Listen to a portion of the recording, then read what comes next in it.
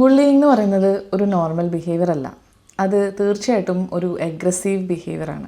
Bully ചെയ്യപ്പെടുന്നവരുടെ മനഃശാസ്ത്രവും അല്ലെങ്കിൽ bully ചെയ്യുന്നവരുടെ മനഃശാസ്ത്രവും രണ്ടും കൺസിഡർ ചെയ്യപ്പെടേണ്ടതാണെന്നാണ് എനിക്ക് തോന്നുന്നത്. കാരണം ഈ ബുള്ളിയിങ് ഉണ്ടാക്കുന്ന മുറിവുകളുമായിട്ട് ജീവിക്കുന്ന, അവരുടെ കോൺഫിഡൻസ് എഫക്റ്റഡ് ആയിട്ട്, അവരുടെ ലോകത്തിനെക്കുറിച്ചുള്ള കാഴ്ചപ്പാട് തന്നെ എഫക്റ്റഡ് ആയിട്ട് ജീവിക്കുന്ന ഒരുപാട് മുതിർന്നവർ നമ്മുടെ ചുറ്റുമുണ്ട്.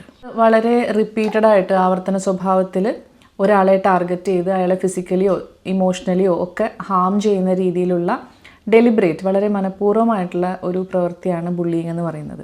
പക്ഷേ ബുള്ളി ചെയ്യുന്ന കുട്ടികളുടെ വീട്ടിലും അവർക്കൊരു ഇമോഷണൽ നർച്ചറിങ് കിട്ടാത്തത് കൊണ്ടുള്ള ബുദ്ധിമുട്ടുകൾ ഉള്ളതായിട്ടാണ് പല പഠനങ്ങളും സൂചിപ്പിക്കുന്നത്. അതുപോലെ തന്നെ നമ്മുടെ കുട്ടികൾ ബുള്ളിയിങ്ങിൻ്റെ മുൻപിൽ പെട്ടെന്ന് തൊട്ടാവാടികളെ പോലെ തളരുന്ന ഒരു അവസ്ഥയും ഉണ്ടാകുന്നുണ്ട്. അപ്പോൾ അതെന്തുകൊണ്ടാണെന്ന് കൂടെ നമ്മളൊന്ന് കൺസിഡർ ചെയ്യണം. കാരണം ഓരോരുത്തരുടെയും ജീവിത സാഹചര്യങ്ങൾ, അവർ വളർന്നു വരുന്ന പേരൻറ്റിങ്ങിൻ്റെ അന്തരീക്ഷം, ഇതെല്ലാം അവരിൽ എല്ലാ കാര്യങ്ങളും വീട്ടിൽ തുറന്നു പറയാനായിട്ടുള്ളൊരു കോൺഫിഡൻസ് ഉണ്ടാക്കുമോ എന്നുള്ളത് നമ്മളൊന്ന് ക്വസ്റ്റ്യൻ ചെയ്യേണ്ട ഒരു വിഷയം തന്നെയാണ്. മറ്റുള്ളവരോട് കൈൻഡ് ആവാനായിട്ട് നമ്മൾ കുട്ടികളെ പഠിപ്പിക്കുകയാണെങ്കിലാണ് അവർ ബുള്ളി ചെയ്യാത്ത ആൾക്കാരായിട്ട്, മറ്റുള്ളവരെ ഹേർട്ട് ചെയ്യാത്ത ആൾക്കാരായിട്ട് മാറുള്ളൂ. അതുപോലെ തന്നെ എല്ലാ കാര്യങ്ങളും കുട്ടികൾക്ക് വേണ്ടി ചെയ്തു കൊടുത്ത് അമിത സംരക്ഷണം, ഓവർ പ്രൊട്ടക്ഷനിൽ നമ്മൾ കുട്ടികളെ വളർത്തുകയാണെന്നുണ്ടെങ്കിൽ പല കുട്ടികൾക്കും പലതും ഫേസ് ചെയ്യാനും പറ്റാതെ വരുന്നു. പക്ഷേ അത് അവരുടെ കഴിവ് കുറവ് എന്നുള്ളൊരു രീതിയിൽ മാത്രമല്ല പറയുന്നത്.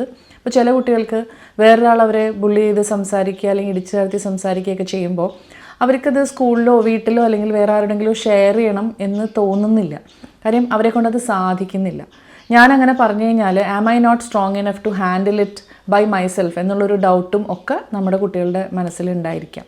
അപ്പോൾ അതുകൊണ്ട് എന്തു കാര്യങ്ങളും തുറന്നു പറയാവുന്ന, വളരെ സുരക്ഷിതമായ, എത്ര ഡിഫിക്കൽട്ടായിട്ടുള്ള കോൺവെർസേഷനും വളരെ സേഫായിട്ട് നടപ്പിലാക്കാവുന്ന ഒരു സിസ്റ്റം എല്ലാ കുടുംബങ്ങളിലും ഉണ്ടാവേണ്ടത് വളരെ അത്യാവശ്യമാണ് ഈ രണ്ട് കാര്യങ്ങളും പരിഹരിക്കാനായിട്ട്. Remember, emotionally hurt people, heal ചെയ്യാത്ത ആൾക്കാർ അവർ മറ്റുള്ളവരെ തുടർന്ന് ഹേർട്ട് ചെയ്തുകൊണ്ടേയിരിക്കും.